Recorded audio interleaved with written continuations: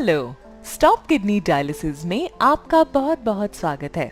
आगे बढ़ने से पहले आप हमारे इस चैनल को सब्सक्राइब करें और बेल आइकन दबा दें जिससे आप हमारी हर लेटेस्ट अपडेट पा सकें। दोस्तों, किडनी की बीमारियों में लोगों के दिमाग में ये ख्याल जरूर आता है कि क्या वो कुछ टाइप के फल या कुछ टाइप की सब्जियां खा सकते हैं कि नहीं। आज हम एक ऐसे ही फल के बारे में बात करेंगे जिसे कहा जाता है संतरा यानी कि ऑरेंज। नई स्टडीज में पाया गया है कि ऑरेंज जूस आपके शरीर को किडनी स्टोन से लड़ने की शक्ति देता है। वैसे तो ज्यादातर फल जिसमें सिट्रिक एसिड होता है जैसे कि नींबू, संतरे, मौसम्बी, ये ज्यादातर ही सब किडनी स्टोन के लिए काफी अच्छे होते हैं। किडनी स्टोन तब बनते हैं जब तरह तरह के मिनरल्स और केमिकल्स हमारे यूरिनरी ट्रैक्ट में इकट्ठा होकर एक गांठ सी बना लेते हैं और यूरिन का रास्ता रोक देते हैं। ये स्टोन धीरे धीरे इतने बढ़ जाते हैं कि इंसान को बेइंतहा दर्द महसूस करा देते हैं। जिन लोगों को एक बार किडनी स्टोन हो चुका है उन्हें बार बार किडनी स्टोन होने के चांसेस भी बहुत होते हैं। ऐसे लोगों को अपने लाइफस्टाइल में चेंज करना चाहिए ताकि उनके शरीर में स्टोन ना बने। ये तो हमेशा से माना ही जाता था कि नींबू पानी किडनी स्टोन में काफी लाभदायक होता है, लेकिन हाल ही में पता चला है कि ऑरेंज जूस आपके लिए किडनी स्टोन में नींबू से भी ज्यादा शक्तिशाली हो सकता है। संतरे में मौजूद सिट्रिक एसिड धीरे धीरे आपके किडनी स्टोन को घोलने की क्षमता रखता है। धीरे धीरे आपके किडनी के स्टोन छोटे होते जाएंगे और ये आराम से यूरिन के द्वारा बाहर भी पास हो सकते हैं।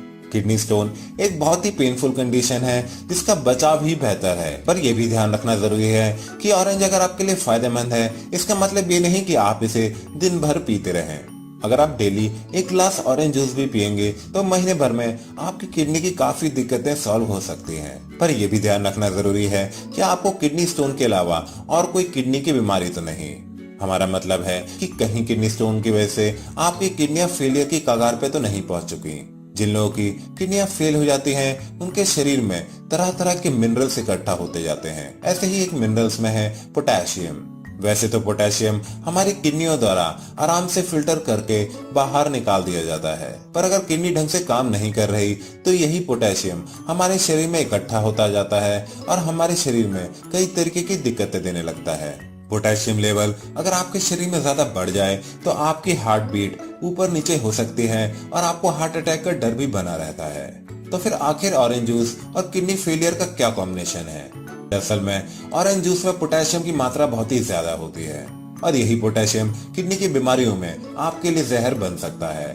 ध्यान रखने वाली एक और बात यह है कि किडनी की बीमारियों के ज्यादातर पेशेंटों को लिक्विड की मात्रा नियंत्रण करने के लिए कहा जाता है, यानी कि उन्हें पहले से ही बता दिया जाता है कि वो दिन में कितना पानी पी सकते हैं। ऐसे में ऑरेंज जूस का एक पूरा ग्लास पीना आपके लिए सेहत भरा नहीं हो पाएगा। अगर आपने अपने डेली लिक्विड की लिमिट सिर्फ एक गिलास जूस में ही खत्म कर दी तो दिन भर आप प्यासे रह जाएंगे।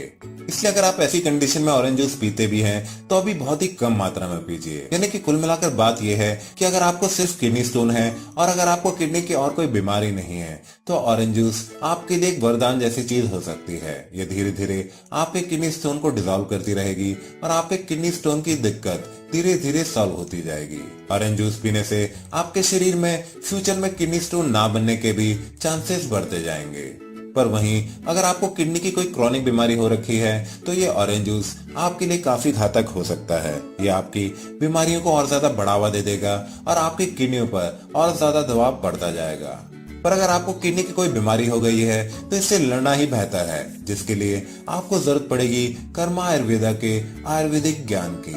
कर्मा आयुर्वेदा ने देश विदेश के 35,000 से ज्यादा किडनी के पेशेंटों का सफलता से इलाज कर दिखाया है। चलिए मिलते हैं एक ऐसे ही पेशेंट से। आपका? मेरा नाम सुखपाल है। कहाँ के रहने वाले हैं? मैं गुड़गांव से हूँ, ग्राम पास कुसला से। अच्छा, जब आए थे तब क्या क्या तकलीफ हो रही थी उस समय? जब मैं आया था उस टाइम मेरे जोड़ों में दर्द होता था, पीठ में दर्द होता था। ठीक है। और क्रिएटिनिन भी बढ़ता जा रहा था, 2.4 हो गया था। ओके। 2.4 तक पहुंच गया था? 2.4 था उस टाइम, जिस टाइम आपके पास में आया था। ठीक है। तो कितना टाइम हो गया अभी आपको? मेरे को 6 महीने हो गए जी आपके पास। 6 महीने। तो जब आए थे तब 2.4 आ गया था और बढ़ रहा था रेगुलर आपको? जी जी बढ़ रहा था। तो तब में और अब में आपको क्या क्या चेंजेस और रिलीफ नजर आए हैं? एक तो जो मेरे को दर्द होता था उसमें रिलीफ है। ठीक है। तो बीच में कभी कभार हो जाता है, नहीं तो पहले कंटिन्यू रहता था। ठीक है। और जो वेट लॉस हो रहा था वो भी रुका है, बढ़ा तो नहीं है लेकिन रुक गया वेट लॉस। ठीक है, बहुत अच्छी बात है। क्रेटिनाइन जो पहले आपका रेगुलर बढ़ रहा था, ये टेस्ट आप कहाँ से करा रहे थे? ये मेदांता हॉस्पिटल गुड़गांव से। मेदांता जी, काफी बड़ा हॉस्पिटल है गुड़गांव में। बड़ा हॉस्पिटल। लगभग सभी लोग जानते हैं। जी। तो वो अभी जो लेटेस्ट टेस्ट कराए वो भी आपने वहीं से कराया? हाँ, मेदांता से कराया। डॉक्टर ने क्या बताया था जब आपका क्रेटिनाइन बढ़ा हुआ था, जब आप उनके पास गए थे अप्रैल में? वो तो यही बोलते हैं कि आप कंटिन्यूस दवाई खाओ और इसका जो लास्ट इलाज है वो ट्रांसप्लांट है। ट्रांसप्लांट है। अच्छा, ट्रांसप्लांट के लिए बता दिया गया था तभी आप? हाँ जी, तो लास्ट इलाज ट्रांसप्लांट है बता। तो ये सुखपाल जी की रिपोर्ट्स हैं और मेदांता की सारी रिपोर्ट्स हैं, आप देख सकते हैं। 21 नवंबर 2018 के लेटेस्ट रिपोर्ट्स हैं। इन्होंने एक चार्ट बनाया है और बहुत अच्छे से रिप्रेजेंट किया है कि मेदांता में ही इन्होंने सारे टेस्ट कराए हैं और किस प्रकार से क्रेटिनाइन का रिड्यूस हुआ है वो आप देखिए। 2.40 था इनका क्रेटिनाइन 16 अप्रैल 2018 को। 15 अक्टूबर 2018 2.10 हुआ।